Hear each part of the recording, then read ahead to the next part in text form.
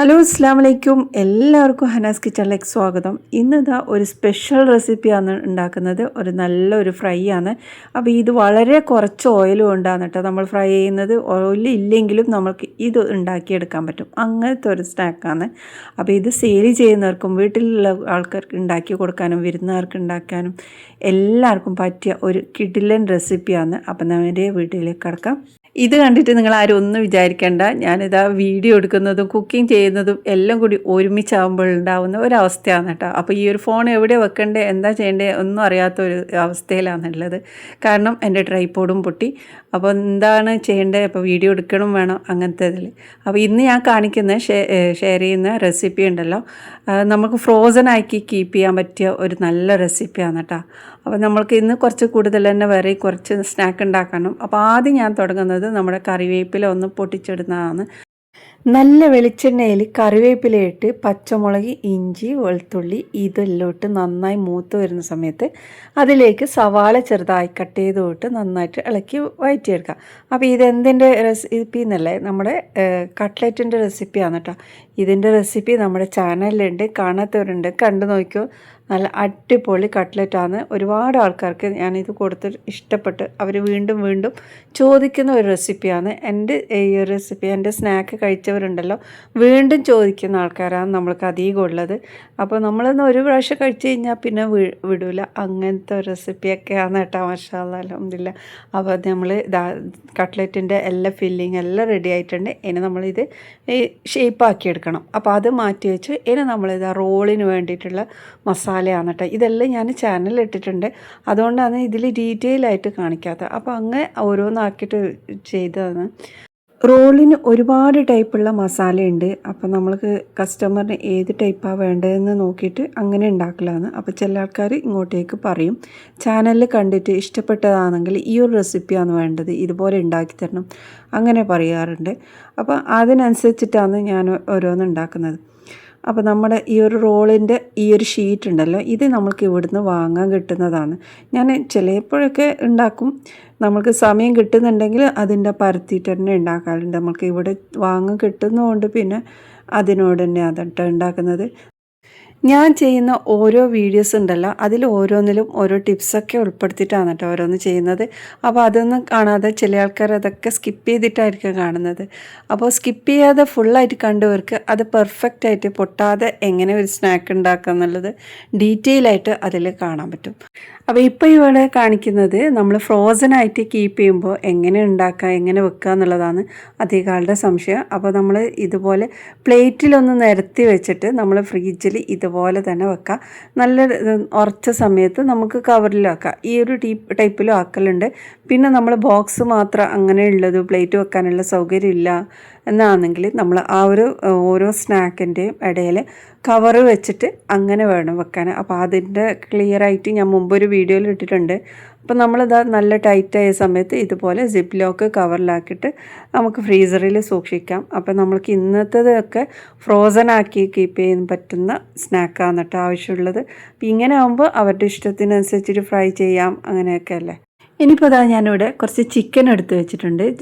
2 ചിക്കൻ്റെ ബ്രസ്റ്റ് പീസാണ് കേട്ടോ ഇത് ചെറുതായി കട്ട് ചെയ്ത് നമ്മൾക്ക് ഇതിലോട്ട് ഇനി മസാലകൾ ചേർത്ത് കൊടുക്കാം. മുളക് പൊടി ചേർത്തിട്ടുണ്ട്, 2 ടീസ്പൂൺ മുളക് പൊടി, 1/4 ടീസ്പൂൺ മഞ്ഞൾപ്പൊടി, കുറച്ച് ഉപ്പും ചെറുനാരങ്ങ നീരും ഇട്ട് നന്നായിട്ട് കൈകൊണ്ട് തിരുമ്മിയെടുക്കാം. ഈ ഒരു മസാല ഉണ്ടല്ലോ അടിപൊളി ടേസ്റ്റാണ് കേട്ടോ. ഏതൊരു സ്നാക്കിനും നമുക്ക് ഈ ഒരു ഫില്ലിങ് കൊടുത്താൽ വേറെ തന്നെ ടേസ്റ്റ് ഉണ്ടാവും. അപ്പോൾ നമ്മൾ അതെല്ലാം മാറ്റി വെച്ചിട്ടുണ്ട്. ഇനി കുറച്ച് ബ്രസ്റ്റ് പീസ് ഞാൻ വേറെ കട്ട് ചെയ്യാതെ എടുത്തിട്ടുണ്ട്. അതിലേക്കും സെയിം മുളക് പൊടിയും മഞ്ഞൾപ്പൊടിയും ഉപ്പും ചെറുനാരങ്ങ നീരും ഇട്ട് അതും നമുക്ക് പൊരിച്ചെടുക്കാം. അപ്പോൾ ഞാനിതാ പാനിലോട്ട് കുറച്ച് ഓയിൽ ഒഴിച്ചിട്ട് ഇതുപോലെ ഇട്ട് നമ്മളിന്ന് സ്പ്രെഡ് ചെയ്ത് ഒന്ന് നന്നായിട്ട് ഇളക്കി ഇതിലുള്ള വെള്ളമെല്ലാം വറ്റുന്ന വരെ നമ്മൾക്ക് ഇതൊന്ന് ഫ്രൈ ചെയ്തെടുക്കണം. ഇനി നമ്മുടെ നേരത്തെ വെച്ച് ആ ഒരു ഇതുണ്ടല്ലോ ചിക്കൻ്റെ ബ്രസ്റ്റ് പീസ് കട്ട് ചെയ്യാത്തത്, അതും കൂടി ഞാൻ വേറൊരു പാത്രത്തിൽ ഫ്രൈ ചെയ്തെടുക്കുന്നുണ്ട്. ആ ഒരു സമയത്ത് നമ്മൾക്കിത് സവാളയെല്ലാം ഒന്ന് കട്ട് ചെയ്യാം. അപ്പോൾ ഇവിടെ ഞാൻ എടുക്കുന്നത് മീഡിയം സൈസ് ഒരു 4 സവാള എടുത്തിട്ടുണ്ട് കേട്ടോ ഇത്രയും ചിക്കന്. അപ്പോൾ ഇത് സവാള ഇതുപോലെ കട്ട് ചെയ്യുന്ന സമയത്തും എല്ലോണം ചെറുതാക്കാൻ പാടില്ല. കുറച്ച് ചെറിയ തടിയിലാണ് കേട്ടോ ഞാൻ കട്ട് ചെയ്യുന്നത്. അതുകൊണ്ട് തന്നെ ഞാൻ ചോപ്പറിലിടാതെ കത്തി കൊണ്ട് കട്ട് ചെയ്യുന്നത്. പിന്നെ വേറെ ഒരു കാര്യം, നമ്മൾ കത്തി കൊണ്ട് കട്ട് ചെയ്യുന്ന സവാളയും ചോപ്പറിലിട്ട് കട്ട് ചെയ്യുന്നതും നല്ല ടേസ്റ്റ് വ്യത്യാസമുണ്ട് കേട്ടോ. അതിന് വേറൊരു ടേസ്റ്റ്, ഇതിന് വേറൊരു ടേസ്റ്റ്. അപ്പോൾ അതെല്ലാം മനസ്സിലാക്കിയിട്ടാണ് ഞാൻ ഓരോ സ്നാക്ക് ഉണ്ടാക്കുന്നത്. അപ്പോൾ ഇതുപോലെ ഞാനിതാ ഒരു 4 സവാള, ചെറിയ വലിയ സൈസല്ല, ഒരു മീഡിയം സൈസുള്ള സവാള കട്ട് ചെയ്ത് വെച്ചിട്ടുണ്ട്. ഇനി നമ്മുടെ ചിക്കനിലോട്ട് ഇതാ വെളുത്തുള്ളി ഇഞ്ചി പേസ്റ്റാണ് ചേർക്കുന്നത്. അത് 1.5 ടേബിൾ സ്പൂണോളം ചേർത്തിട്ട് നന്നായിട്ടൊന്ന് ഇളക്കിയെടുക്കുക. ഇപ്പോൾ ഇത് നല്ലോണം ഡ്രൈ ആയിട്ടില്ല. ഈ ഒരു സമയത്ത് തന്നെ നമ്മൾ ചേർത്തിട്ട് അത് ഇളക്കിയെടുക്കണം. ഇനി നമ്മൾ ഈ ഒരു സവാളയൊക്കെ കട്ട് ചെയ്തില്ലേ, അതേപോലെ തന്നെ കുറച്ച് ക്യാപ്സിക്കമും കൂടി വേണം. ഒരു വലിയ ക്യാപ്സിക്കം ഇതുപോലെ തന്നെ കട്ട് ചെയ്തിട്ടുണ്ട്, കുറച്ച് വലിയ സൈസായിട്ടാണ്. അപ്പോൾ ഇതാ നമ്മുടെ ചിക്കനും ഇവിടെ നല്ല ഡ്രൈ ആയിട്ട് തന്നെ വന്നിട്ടുണ്ട്. അതിലുള്ള വെള്ളമെല്ലാം വറ്റി നല്ല ഡ്രൈ ആയിട്ട് കിട്ടണം കേട്ടോ. ഇനി നമ്മൾ ഇതിലോട്ട് കുറച്ച് മുളക് പൊടിയാണ് ചേർക്കുന്നത്.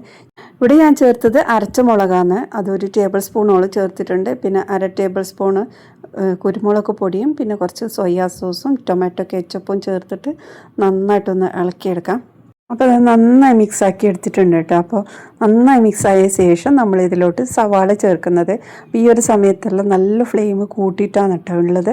അപ്പോൾ സവാള ചേർത്ത്, സവാള ഫുള്ളായിട്ട് ഇട്ടില്ല, 4 സവാള ഇട്ടില്ല, ഒരു 3 സവാളയും പിന്നെ നമ്മൾ കട്ട് ചെയ്ത് വെച്ച ക്യാപ്സിക്കം കൂടി ചേർത്ത് നന്നായി ഇളക്കിയെടുത്തു. ഇനി നമ്മളിതിൽ ഉപ്പൊക്കെ ചെക്ക് ചെയ്തതിന് ശേഷം നമുക്കിതിലേക്ക് പാകത്തിന് ഉപ്പ് ചേർത്ത് കൊടുക്കുക. പിന്നെ കുറച്ചും കൂടെ കുരുമുളക് പൊടിയാണ് ചേർക്കുന്നത്. അപ്പോൾ നിങ്ങൾക്ക് നല്ല എരിവ് വേണമെന്നുണ്ടെങ്കിൽ ഇതിലോട്ട് ചില്ലി ഫ്ലേക്സ് ചേർക്കാം, അല്ലെങ്കിൽ പച്ചമുളകൊക്കെ ചേർത്ത് കൊടുക്കട്ടെ ഈ ഒരു സമയത്ത്. അപ്പോൾ അതുകൊണ്ട് നന്നായിട്ട് ഇളക്കിയെടുക്കുക. അപ്പോൾ എൻ്റെ ഓർഡറിൽ പറഞ്ഞത് അധികം എരിവ് വേണ്ടെന്നാട്ടോ. അപ്പോൾ അതിനനുസരിച്ചിട്ടുള്ള മസാലയാണ് ഞാൻ ഉണ്ടാക്കുന്നത്, ഒരുപാട് എരിവൊന്നും ഇല്ലാതെ. അപ്പോൾ ഇതുപോലെ നല്ലോണം ഇളക്കിയിട്ട്, ഇനി ഇത് അധികം കുക്ക് ചെയ്യേണ്ട ആവശ്യമില്ല. നല്ല ഫ്ലെയിമിലിട്ട് ഇത് നല്ലോണം ഒന്ന് ഇളക്കിയെടുത്താൽ തന്നെ മതി. ഇനി ഫ്ലെയിം ഓഫാക്കി ഇതിലോട്ട് കുറച്ച് കൂടുതൽ തന്നെ മല്ലിയിലയും കൂടി ചേർത്ത് നന്നായിട്ട് ഇളക്കിയെടുക്കാം. അപ്പോൾ നമ്മുടെ ഈ ഒരു മസാല റെഡി ആയിട്ടുണ്ട്. ഇനി നമ്മൾ നേരത്തെ ഫ്രൈ ചെയ്ത അതുണ്ടല്ലോ ചിക്കൻ്റെ ബ്രസ്റ്റ് പീസ്, അത് തിരിച്ചും മറിച്ചോട്ട് അതും മാറ്റി വെക്കാം. അപ്പോൾ അതും റെഡി ആയിട്ടുണ്ട്.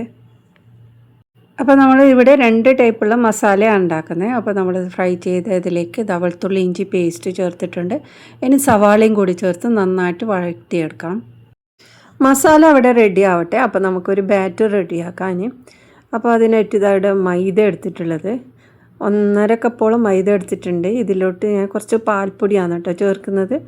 അപ്പോൾ ഒരു 3 ടേബിൾ സ്പൂണോളം പാൽപ്പൊടി ചേർത്ത് ഇനി ഇതിലോട്ട് കുറച്ച് വെള്ളം ഒഴിച്ച് കൊടുക്കുന്നുണ്ട്. ഇപ്പോൾ ഞാൻ 1 കപ്പോളം വെള്ളം ഒഴിച്ചിട്ട് ഇനി നമ്മളിതിലോട്ട് കുറച്ച് ചില്ലി ഫ്ലേക്സ് ആണ് കേട്ടോ ചേർക്കുന്നത്. 1 ടീസ്പൂണോളം ചില്ലി ഫ്ലേക്സ് ചേർത്ത് പിന്നെ പാകത്തിനുള്ള ഉപ്പും ചേർത്ത് പിന്നെ ഒരു മുട്ടയും കൂടി ചേർത്ത് നന്നായിട്ടൊന്ന് ഇളക്കിയെടുക്കാം. അപ്പോൾ ഈ ഒരു കട്ടിയിലാണ് കേട്ടോ ഉള്ളത്. അത്രയും നല്ലോണം കട്ടീൻ്റെ ആവശ്യമില്ല, നല്ല ലൂസിലാണ് വേണ്ടത്. അപ്പോൾ ഇതിനോട്ട് ആവശ്യത്തിനുള്ള വെള്ളം ഒഴിച്ച് ഒന്നും കൂടെ ഇളക്കി നല്ല ലൂസാക്കി എടുക്കാം. ഈ ഒരു സമയത്ത് ഞാൻ കോൺഫ്ലോറും കൂടി ചേർത്തിട്ടുണ്ടായിരുന്നു കേട്ടോ.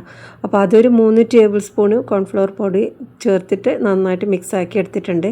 കുറച്ചുകൂടെ ലൂസാക്കി എടുത്തിട്ടാണ് ഞാനിത് ഉണ്ടാക്കുന്നത്. നല്ലൊരു ദോശമാവിൻ്റെ എല്ലാം ആ ഒരു കൺസിസ്റ്റൻസി ആക്കിയിട്ട് ഇതുപോലെ ഒന്ന് പരത്തിയെടുക്കാം.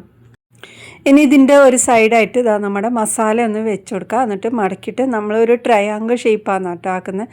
അപ്പോൾ മസാല ഒരുപാട് കുറക്കാൻ പാടില്ല, കുറച്ച് കൂടുതൽ തന്നെ മസാല ഉണ്ടെങ്കിലാണ് ഇത് കഴിക്കുമ്പോൾ ടേസ്റ്റ് ഉണ്ടാകുന്നത്. അപ്പോൾ ഇത് മടക്കിയിട്ട് ഒരു ട്രയാങ്കിൾ ഷേപ്പ് ആക്കി എടുക്കുന്നത്. ഈ മടക്കുന്ന സമയത്ത് സൈഡ് ഒട്ടുന്നില്ല എന്ന് തോന്നുന്നുണ്ടെങ്കിൽ ആ ഒരു ഭാഗത്ത് കുറച്ച് നമ്മൾ ഈ മിക്സാക്കി വെച്ച ഈ ഒരു മാവിന്ന് കുറച്ചൊന്ന് ഒഴിച്ചിട്ട് 2 ഭാഗം ഒന്ന് ജസ്റ്റ് ഒന്ന് ചൂടാക്കി എടുക്കുകയാണ് കേട്ടോ. അപ്പോൾ ഇങ്ങനെ ഞാൻ ഇത് പാനിൽ തന്നെ ആക്കുകയാണ്. നിങ്ങൾക്ക് പാനിൽ നിന്ന് ആക്കാൻ ബുദ്ധിമുട്ടാണെങ്കിൽ ഇതുപോലെ വേവിച്ച് സൈഡ് വെച്ചതിന് ശേഷം ഒന്ന് മടക്കിയിട്ട് അതുപോലെ ആക്കാം. അപ്പോൾ ആ ഒരു സൈഡ് ഭാഗം ഒട്ടൂല ഇങ്ങനെ ആകുമ്പോൾ. അപ്പോൾ ഇങ്ങനെ ആകുമ്പോൾ നമ്മൾ ഒന്നും കൂടി ചൂടാക്കി എടുക്കേണ്ടി വരും. അപ്പോൾ ഇതെല്ലാം റെഡി ആയിട്ടുണ്ട്. ഇതെനിക്ക് ഫ്രോസൺ ആക്കി വെക്കാനുള്ള ഒരു സ്നാക്കായിട്ടാണ് കേട്ടോ ഓർഡർ വന്നത്. അപ്പോൾ ഇതുപോലെ എല്ലാം റെഡിയാക്കിയ ശേഷം ഞാൻ ഫ്രീസറിൽ വെച്ചിട്ട് ഒന്ന് സെറ്റാക്കിയിട്ട് ഇതുപോലെ കവറിലാക്കി വെച്ചു. അപ്പോൾ അതെങ്ങനെ ഫ്രൈ ചെയ്യുന്നതെന്നുള്ളതും കൂടി കാണിച്ചു തരാം. അപ്പോൾ ഒരുപാട് ഓയിലൊന്നും വേണ്ട നമ്മൾക്കിത് ഫ്രൈ ചെയ്യാൻ. വളരെ കുറച്ച് ഓയിൽ വെച്ചിട്ട് ഇതുപോലെ തിരിച്ചു മറിച്ചിട്ട് 2 സൈഡും ജസ്റ്റ് ഒരു ഗോൾഡൻ കളർ ആവുന്ന വരെ ഫ്രൈ ചെയ്തെടുക്കാം. അപ്പോൾ ഇത് ഒരുപാട് ഓയിൽ യൂസ് ചെയ്യാതെ നമുക്ക് കുട്ടികൾക്കൊക്കെ രാവിലെ സ്കൂളിൽ കൊടുത്തു വിടാനും പെട്ടെന്ന് നമുക്ക് ജോലീൻ്റെ ഇടയിൽ നമുക്കൊരു സ്നാക്ക് ഉണ്ടാക്കാം, അല്ലെങ്കിൽ ബ്രേക്ക്ഫാസ്റ്റ് ഉണ്ടാക്കാം, അങ്ങനെ ചിന്തിക്കുന്നവർക്കൊക്കെ വളരെ ഈസിയിൽ ഉണ്ടാക്കാൻ പറ്റും. മൈദക്ക് പകരമായിട്ട് നമുക്ക് ആട്ടപ്പൊടി കൊണ്ട് ഇതുപോലെ ചെയ്തെടുക്കാം. അപ്പോൾ ഇതുപോലത്തെ ഒരുപാട് ഫ്രോസൺ ആക്കി വെക്കാൻ പറ്റുന്ന സ്നാക്സ് ഒക്കെ ഉണ്ട് കേട്ടോ. അപ്പോൾ നിങ്ങൾക്ക് ഇത് ഇഷ്ടമായിട്ടുണ്ടെങ്കിൽ ഒന്ന് സപ്പോർട്ട് ചെയ്യണേ. ഇനി അടുത്ത നല്ല റെസിപ്പിയുമായി വീണ്ടും വരാം. ബായ്.